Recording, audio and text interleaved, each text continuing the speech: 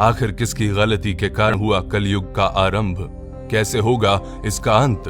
कितने साल और धरती पर राज करने वाला है कलयुग? कलयुग यानी आज का युग जिसमें हम जी रहे हैं। कितनी पीड़ा, कितना दुख, कितनी यातनाएं हैं इस कलयुग में, फिर भी हमें जीना तो पड़ता ही है। लेकिन क्या आपने कभी सोचा है कि कहां से आया है ये कलयुग? आखिर क्यों इस धरती पर कलयुग की जरूरत पड़ी?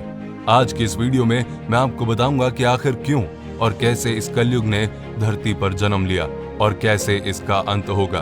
तो जैसे आपका दोस्त आपको जब कुछ बातें बताता है तो आप उसे सुनते हैं, वैसे ही आप मुझे अपना दोस्त मान ले, ऐसा मैं कहूंगा नहीं, क्योंकि मैं आपका दोस्त ही हूं। तो आखिर तक बने रहिए इस वीडियो में मेरे साथ और मेरी बात को ध्यान से सुनिए। हमारे पुराणों में 4 युगों का वर्णन किया गया है: सतयुग, द्वापर युग, त्रेता युग और कलयुग। कलयुग चौथा और आखिरी युग है। शास्त्रों में बताया गया है कि कलयुग के अंत में जब कलयुग अपनी चरम सीमा पर पहुंच जाएगा, तब भगवान विष्णु अपने 10वें अवतार कल्कि के रूप में अपने देवदत्त घोड़े पर सवार होकर आएंगे और इस कलयुग का अंत कर देंगे। आखिर कलयुग होगा कैसा? हमारे पुराणों में बताया गया है कि कलयुग में पाप, अधर्म, घृणा, झूठ, अपराध आदि काफी बढ़ जाएगा। मनुष्य केवल 20 साल तक ही जीवित रहेंगे। उनका कद भी घटकर 4 इंच तक हो जाएगा। कलयुग में कुछ ऐसे व्यक्ति होंगे जो विद्वान कहलाएंगे, लेकिन अपने फायदे के लिए दूसरों को नुकसान पहुंचाने में जरा भी नहीं हिचकिचाएंगे। कलयुग में लोग अपनी संतानों के मोह में इतना डूब जाएंगे कि संतान का विकास ही रुक जाएगा और बच्चे माता पिता के प्रेम में फंसकर ही रह जाएंगे।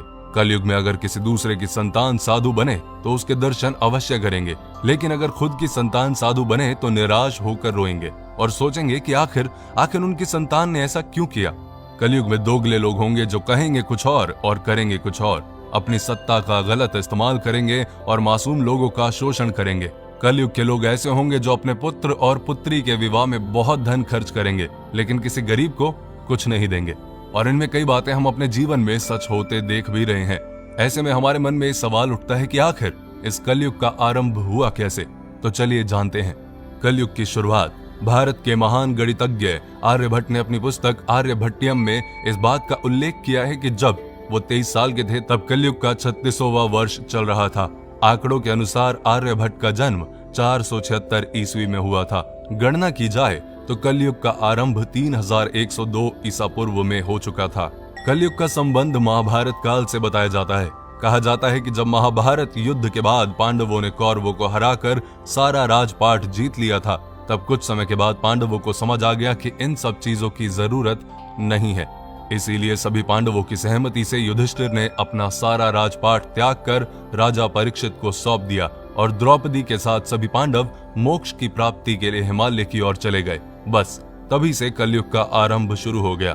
राजा परीक्षित बड़े ही कुशल और दयालु राजा थे। उनके शासनकाल में उनकी प्रजा को कभी भी कोई दुख या कष्ट नहीं हुआ। एक बार राजा परीक्षित एक नदी के पास से गुजर रहे थे। उन्होंने देखा कि नदी के किनारे एक गाय और बैल आपस में बातचीत कर रहे हैं, लेकिन कलयुग उनको दुखी कर रहा है।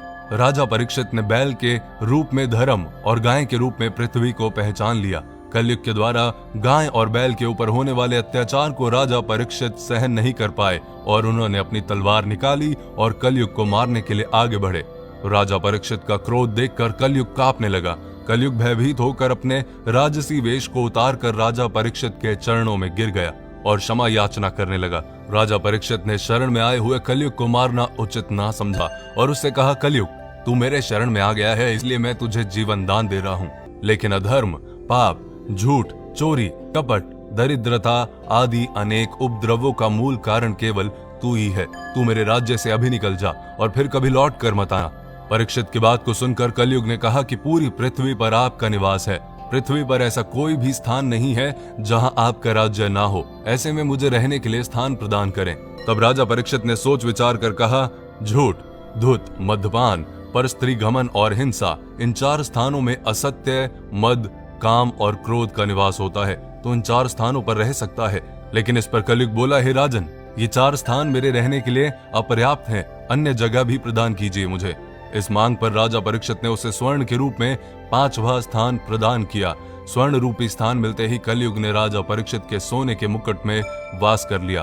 कलयुग को इन स्थानों के मिल जाने से प्रत्यक्षता तो वहां से चला गया, किंतु कुछ दूर जाने के बाद अदृश्य रूप में वापस आकर राजा परीक्षित के स्वर्ण मुकुट में निवास करने लगा और फिर धीरे धीरे पूरी धरती पर फैल गया। कलयुग का अंत ब्रह्मवैवर्त पुराण में बताया गया है कि जब कलयुग धरती पर अपने 5000 साल पूरे कर लेगा तो गंगा नदी सूखी पड़ जाएगी। जब 10,000 साल पूरे हो जाएंगे तो धरती पर वास करने वाले देवता अपने धाम वापस आ जाएंगे और ये धरती देवता विहीन हो जाएगी। इस धरती पर केवल अधर्म का वास होगा। कोई भी मनुष्य पूजा पाठ नहीं कर पाएगा। रिश्ते तो बस नाम के रह जाएंगे। सब लोगों की बुद्धि भ्रष्ट हो जाएगी जो केवल धन के बारे में ही सोचते रहेंगे। लोग हमेशा अशांत रहेंगे। कोई गुरु का आदर नहीं करेगा। ब्राह्मणों का ज्ञान खत्म हो जाएगा। क्षत्रियों का साहस खत्म हो जाएगा। शोषण करने वाला राजा होगा और प्रजा भी एक दूसरे पर अत्याचार करने से पीछे नहीं हटेगी और एक दूसरे की जान की दुश्मन बन जाएगी और अंत में सब कुछ नष्ट हो जाएगा। फिर कलयुग अपनी चरम सीमा पर पहुंच जाएगा और तब भगवान विष्णु अपने 10वें अवतार कल्कि के रूप में आएंगे और केवल 3 दिन के अंदर ही सभी अधर्मियों का नाश कर देंगे। तब बहुत तेज बारिश होगी जो कि भयंकर तूफान के साथ पूरी पृथ्वी को पानी से डुबा देगी। उसके बाद आकाश में एक साथ 12 सूरज उगेंगे और जिसके प्रकाश से धरती का सारा पानी सूख जाएगा और फिर से एक युग का जन्म होगा। कितने साल बाद होगा कलयुग का अंत? शास्त्रों में बताया गया है कि धरती वासियों का 1 साल देवताओं के 1 दिन के बराबर होता है। एक संक्रांति से दूसरी संक्रांति को एक सोलर मास कहा जाता है। ऐसे 12 सोलर मंथ का एक सोलर वर्ष होता है जो देवताओं का 1 दिन और रात होता है। सतयुग को 4800 दिव्य वर्ष का बताया गया है। त्रेता युग 3600 दिव्य वर्ष का था। द्वापर युग 2400 वर्ष और कलयुग 1200 दिव्य वर्ष, यानी कि कलयुग 4,32,000 सौर वर्ष का होगा, जिसके अनुसार कलयुग के अभी 5000 साल ही पूरे हुए हैं। 4 लाख से भी ज्यादा वर्ष अभी बाकी हैं जब तक कलयुग इस धरती पर राज करेगा। लेकिन कलयुग के इस समय में मनुष्य को इस भयंकर प्रलय से केवल हरि कीर्तन और भक्ति ही बचा सकता है। तो अपनी लाइफ में ध्यान रखिए कि दूसरों को दुख देने से कुछ नहीं होगा।